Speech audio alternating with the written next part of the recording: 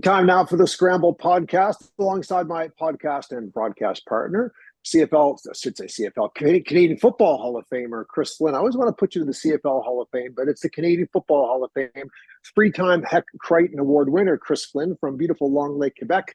I'm Paul Hollingsworth in gorgeous Dartmouth, Nova Scotia. And it is really nice, Chris. It's like 15, 20 degrees this week in Nova Scotia. So we're having a great warm stretch as football season and the professional sports seasons ramp up and amp up, but lots of amateur sport to talk about as well. So let's dig deep on the AUS football season to start our podcast. On a personal note, St. Mary's is playing in St. FX this weekend. My daughter goes to St. FX, so unless it rains, the plan is for my wife and I to drive up and combine a visit with some football viewing activities. But if it's raining, 54-year-old Paul Hollingsworth does not stand in the rain for football games anymore. I'm too old for that stuff. So we'll have to check the weather, but I think I'm going to Antigonish. Very pivotal time of the year for the conference and for these teams. Yeah, absolutely. So St. Mary's is playing at St. FX, and that's basically for home field for the first round of the playoffs next weekend. So whoever wins that game finishes second, and the loser finishes third. So they'll be playing again next weekend in the playoffs. They're playing for the next two weekends. So this is a big game for home field advantage. Bishops will be hosting Acadia in the playoffs next weekend as well. But really, the big game this weekend is St. Mary's at St. FX. And as we spoke before, St. Mary's defense actually is doing pretty good. They're right behind Bishops for points allowed in the conference. So their defense is playing well and will give them a chance. It's their offense that needs to pick it up like a couple of notches to really have a chance against St. FX, who actually, as you know, started off really slow, but have really come on strong. They had a really close game against Bishops a few weeks ago. So St. FX, I feel like, is back to their form from the last few years. So it's going to be a big task for St. Mary's to try to go up there and win this weekend.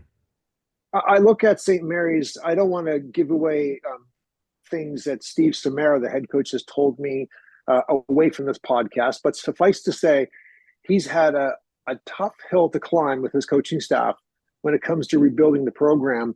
I think he's frustrated that they're not a little bit better, but he has to be pleased with where they are. Every coach wants to get better sooner, quicker. But pulling the lens back a little bit and looking at that program 3 years into the Steve Samara 2.0 era, they have to be happy with what they've built there.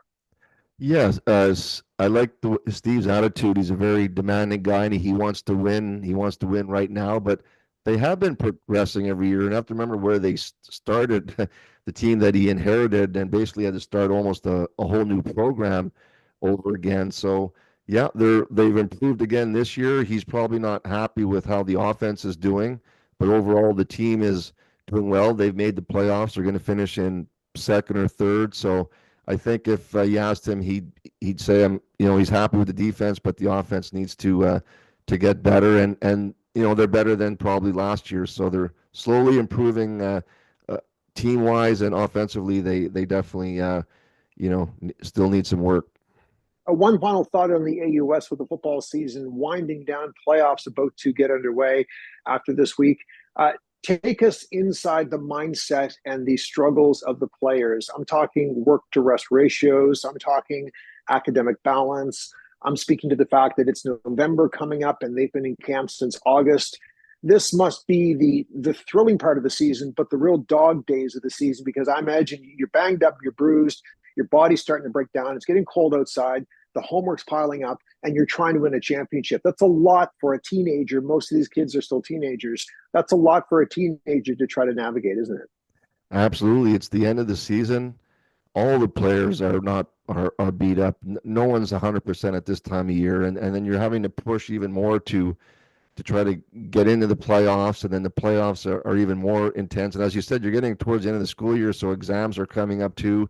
The practices are basically almost at night in the dark, rainy and cold. So it's a tough time of year, but you're looking at the light at the end of the tunnel. You're looking at the playoffs, and the playoffs are an exciting time of year. So it's kind of a nervous, exciting time of year. And yes, they're injured and sore and tired, but I'm sure they're all looking forward to the playoffs coming up. All right, let's pivot to the CFL. Montreal Alouettes. They've been the class of the league this year. They're the defending Grey Cup champions. I'm an Alouettes fan. I'm wearing my Alouettes jacket.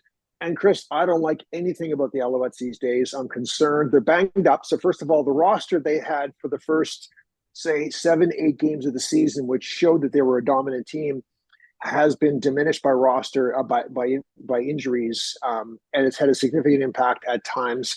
The back half of the season, they're playing for nothing. They had first place wrapped up ages ago. They got pounded in BC the other day, and then they play this weekend. Then they have the bye week. We've talked about that before. I'd rather them play and stay sharp. So they're 12-4-1. Winnipeg's 10-7, hanging around in the West. Toronto Argonauts are coming along. BC just put a beating to Montreal on the previous weekend, so they look like they could cause some noise in the playoffs. I don't know, man. I don't feel like this feels like a good mix for the Alouettes heading to the playoffs. Personally, I hope I'm wrong. How do you see the CFL shaping up? Or is that the idea of the CFL? There's so much parity and competitiveness, we really don't know.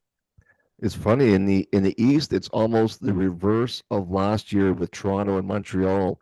Toronto was the class of the East, but didn't have any big games to finish the season, and Montreal was on a run on a winning streak and playing playoff football before the playoffs. This year it's the opposite. It's Toronto that's really come on, won their last 3 games in a row, and Toronto's the hot team, and Montreal has kind of cooled off. So we'll see what happens. Ottawa, they've lost, I think, 5 in a row. Yeah. The playoffs are already set in the East. It's the last regular season games this weekend, but then next weekend it'll be Ottawa, Toronto, and then the winner playing at Montreal in the East final. Last year, the East final was in Toronto. This year, it's going to be in Montreal. And then out west, Calgary and Edmonton are eliminated. And I kind of thought Winnipeg had first place locked up. But I think if Winnipeg were to lose this weekend and Saskatchewan were to win, Yeah. Saskatchewan could actually finish first place. So the playoffs are set in the West as well. Just the seedings are not set yet. So there are some important games in for the West this weekend to determine who's going to finish in first place. So we'll see what happens. A couple of thoughts in the CFL before we move on to another sport. But Cody Fajardo from Montreal, he's a big game player. If he's healthy, I like the way he plays. He's strong. He's durable. He rises to the moment. Excuse me, to quote my friend, to borrow from my friend Pierre Maguire, from our friend Pierre Maguire, elite players tend to elevate at critical times. I think Cody Fajardo is that kind of player. So he's going into the playoffs healthy. On the flip side, I look at what you mentioned, how Toronto faded in the East Final last year. That has revenge and historic bounce back written all over it. So if you're a Montreal fan, keep your eye on Toronto. They could be coming your way. And Winnipeg has underachieved in the playoffs after overachieving in the regular season in recent years. And this year they're clawing for it. You mentioned they're 10-7. They're scratching their way along.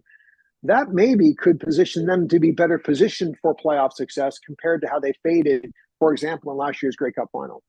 Yeah, it's not how you start; it's how you finish. And Toronto learned that last year, and Winnipeg learned that last year. The team that was hot come playoff time was Montreal, and Montreal went on to win the Grey Cup. So hopefully Montreal will be able to try to learn from that too, what they did to Toronto, because now Toronto is going to want to, and Winnipeg's going to want to try to do that to them. Out west, Saskatchewan's kind of the hot team too, so you never know. You could see a Saskatchewan and Toronto if you're looking at the two hot teams, but you see that all the time in hockey and the NFL too. It's not how you start; it's how you finish, and so it's yeah. The NFL is still early in the season, but with the CFL, it's coming down to the end, and right now, yeah, if your two hot teams are Toronto and Saskatchewan, but we'll see what happens. All right, so let's dig into the NFL. Kansas City Chiefs are 6-0. Detroit Lions 5-1. They seem to be the class of their conferences heading into this week of play. We're only six games in. We shouldn't get too excited, but do you see those two teams being the teams that pull away from the pack, or are there other stories developing in your opinion? No, I agree with you 100%. Those are the two top teams, Kansas City and Detroit. In the AFC, as I had mentioned before, there's really only a couple teams. There's Kansas City, number one, as I always say, would not bet against Mahomes. And Baltimore with Derrick Henry look great. They, as I mentioned before too, I could see that two teams being in the AFC Championship game. But then there's still Buffalo. Even Cincinnati is kind of my dark horse because I always like Burrow. But really, it's Kansas City, and then Baltimore, and then Buffalo needs to improve, but I could see them having a chance in the AFC. The NFC is wide open. I would say Detroit's number one, but if I just look at my notes here quick, there's the Commanders, the Seahawks, the Vikings, the Falcons, and the Bucks are all in first place or tied for first place. So there's lots of teams that are in the mix. My dark horse a little bit might be San Fran, but they have so many injuries this year that I don't know. Maybe this is just not their year this year with San Fran. But as you said, it's still early. There's only 6 games in this season, and it's again, as we mentioned earlier, it's how you finish. But yeah, top team Kansas City and Detroit. Those would be two good Super Bowl picks at this point. All right, so let's pivot now as we start to wrap things up. We'll talk a bit of Major League Baseball. Before we talk about the Yankees and Dodgers in the World Series, which is oozing with history, we should mention that Fernando Valenzuela passed away at age 63. So Fernando Mania back in the 1980s, for people who forget it, he was the Rookie of the Year in 1981. He also won the Silver Slugger in 1981 for the best hitter at his position, which was pitcher. Chris, this guy was phenomenal. The year he won, this is off the top of my head, but I think I have this straight. The year he won 21 games, he had 20 complete games. As a rookie in 1981, he got off to an 8-0 start. He threw a no-hitter in 1990. I think, yeah, it was 1990 he threw a no-hitter. Just an amazing pitcher that elevated that team. I hated his guts, speaking as a fan, not personally, because I was an Expos fan and Fernando killed us. But of course, as you grow older and you mature and you're the fanboy in me decreases and the humanity elevates, I see him for what he was. He was an amazing pitcher, a tremendous difference maker for the Dodgers. He leaves us far too soon, but if nothing else, as we remember him, you remember those Fernando Mania days. He was absolutely electrifying to watch in the early 1980s. I remember him. I was probably like 15 years old. I remember him in 1981, and I think he 63 years old. I saw the news that he passed today. Yeah, very sad news. I definitely remember him as a teenager playing for the Dodgers, and yeah, it was very sad news to see that today. I mentioned also he won the Rookie of the Year in 81 and Silver Slugger in 1981. He also led the league in strikeouts in 1981. So imagine, a rookie pitcher coming in that age, just a young man, and leading the league in strikeouts, a league that had Tom Seaver, Steve Carlton, and Nolan Ryan pitching in it at that time. They were all in the National League, so pretty impressive. Which brings us to the World Series 2024 Fall Classic. I will tell our listeners and our viewers, I'll make a confession. I'm not a Dodgers fan. I'm not a Yankees fan per se. Since the Expos left us, I have followed baseball in the abstract. And I have kept my eye closest on those two teams because I love baseball history. I'm a huge Brooklyn Dodgers history fan, which brings me to the historic point. These teams have played in the World Series 11 previous times. It was going back to the Brooklyn Dodgers, 1941, 47, 52, 53, 55, and 56. And in 1955, the Brooklyn Dodgers won. The Yankees won all those other ones. And then in 1963, after they moved to Los Angeles, they played in the World Series. The Yankees won. The Dodgers won that one. And then in 1977, 78, and 81, the Dodgers faced the Yankees in the World Series. The Yankees won back-to-back in 77, 78. The Dodgers won in 1981. I could talk Dodgers-Yankees playoff history all day long. It's an exciting matchup. It's a historic matchup. It's the two biggest media markets in baseball. And these are teams that fans love and hate. They have massive fan bases, and they have armies of people who hate them, which makes it really get juiced up as we watch it. Well, yeah, the two biggest payrolls by far, I think. And I remember watching in the late 70s and the early 80s because the Expos were really good too at that time. So I remember the Yankees playing against the Dodgers, and 1981 was the last time they played, and this is the most baseball I've watched this fall for playoffs. I mean, that Yankees Cleveland series, that Cleveland victory in extra innings last weekend was with all the home runs was unbelievable. Some people say it was the best playoff game they'd ever seen. So I think Dodgers might be a bit of a favorite, just all Yeah. the runs they scored against the Mets. But then the Yankees could also score too. So this is I'm a football guy, and this is like the heart of football season coming up, and this weekend lots of football. But yet, I'm definitely going to have an eye on the World Series. I think they play Friday and Saturday night this weekend, so I'm excited to watch it. I've been following both teams, and yeah, looking forward to watching some baseball this weekend. A couple of thoughts on it. I mentioned the Dodgers won the 1955 World Series. If I was going to single out my favorite baseball history moment of all time, it would be going back and watch. I go on YouTube maybe once a week, several times a month, to look at highlights from the 55 World Series. Also, 1977, Reggie Jackson, 3 straight home runs. Bert Hooton was on the mound for the first one. Charlie Huff for the second one. Elias Sosa for the third one. I think I got that right. 3 straight home runs for Reggie Jackson in the 1977 World Series against the Dodgers, an epic moment. And you mentioned 1981. This gets in now. I'm getting into unresolved trauma when I talk about the 1981 Expos. So full disclosure, these are painful memories, but people forget. So the Saturday game of the NLCS with the Dodgers and Expos was rained out. So they played it on Sunday, which meant Blue Monday, game 5 was on Monday. That was supposed to be the travel day. So the Expos had a plane on the tarmac at Dorval ready to take them to New York because the World Series was the next day. So when the Expos lost to the Dodgers and lost to Rick Monday and Blue Monday in the 1981 NLCS, they walked under the tunnel at Olympic Stadium, and all of their luggage and suitcases were lined up outside of the clubhouse because the plan was for them to beat the Dodgers, grab their suitcases, jump on a steel bird to New York and play the World Series starting the next day. It's a painfully close memory. However, again, as you mature and you age and the ground cools and you measure your fandom, you have to look at that Dodgers team in 1981 as also being a special group, which is a long way of saying Dodgers in the World Series, Yankees in the World Series brings all kinds of baseball history. And as you know, Chris, sometimes history is painful, but it's still worth remembering. Yeah, I want to mention too our elementary school, Our Lady of Victory.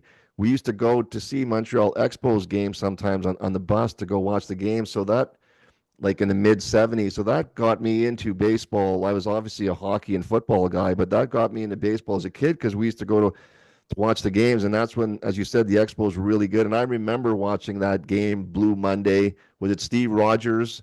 Wasn't supposed to be pitching, but they put him in to try to. He was their ace, but he didn't have enough days rest or whatever. I kind of remember that, and I didn't realize some of the stuff that you mentioned behind the scenes and how they could have been going to to New York the next day. But I remember that game, and I remember the Expos, and it brings back memories of the Expos, seeing the Dodgers and the Yankees in the World Series, as you said, and bitter memories, a little bit of the Expos, and I don't know if they'll ever have a team again. Maybe you have some insight on that. I'm saying there's a chance, and we're not going to go too far down the Expos wormhole because all my friends watching will start to roll their eyes thinking, here's Paul talking about the Expos. But with that Dodgers memory of 1981, you're correct. So Ray Burris pitched 8 innings for the Expos in game 5. It was a 1-1 tie. Jeff Reardon, who was their closer, had back spasms. He couldn't go, which frustrates the heck out of me because how can you not be able to play in that game? Loosen up, work through it, get in the game. So Steve Rogers says to Jim Fanning, the manager, I think I can give you a couple of innings. And he'd been amazing down the playoff stretch, amazing. And he beat Steve Carlton twice in the division series. So he beat Jerry Royce on the Friday night in game 3 of the NLCS. So he had done everything to perfection for them. So it seemed like a good thing. He was a starter, not a reliever. He came in with the juices flowing. He was overthrowing the ball. His off-speed stuff wasn't breaking. And he basically threw a letter-high fastball to Rick Monday, and he parked it over the head of Andre Dawson. And the rest is painful history. But I will still cheer for the Dodgers in this World Series. So there you go. I've come a long way, man. I've come a long way. All right, so let us wrap it up there. An enjoyable little rip here we talked AUS, we talked CFL, we talked NFL, we talked MLB, lots happening. And Chris, we should also say when we do our next one, we'll dip into the NHL a little bit. NHL starting to ramp up a bit. Ottawa looks good and young this year. Montreal has some good young talent, but again, some injuries. Toronto, I'm not sure what they'll be this year. Winnipeg looks great. Bottom line is we have a lot to unpack with the NHL coming up very soon in our next podcast. So we'll wrap it up there. For my friend and co-host, Chris Flynn, I'm Paul Hollingsworth. That wraps up this edition. Thank you for watching and listening to the Scramble Podcast.